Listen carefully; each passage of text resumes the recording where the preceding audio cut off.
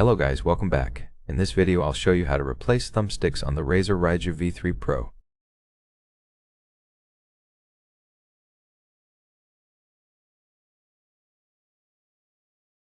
In the original package we can find 2 additional thumbsticks. To replace them, first pull out the original thumbstick by simply pulling it up.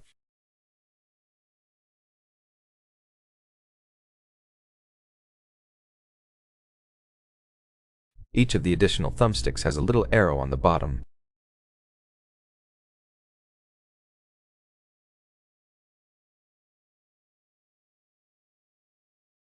Match this arrow with the controller thumbsticks arrow, which you can see on the top.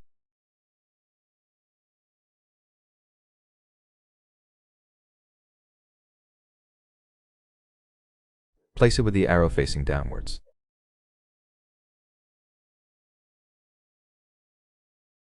Then simply push it in.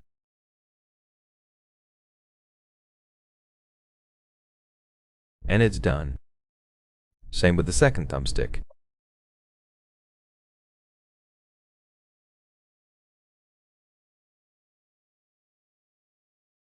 If you find this video helpful, please leave a like, comment, and subscribe.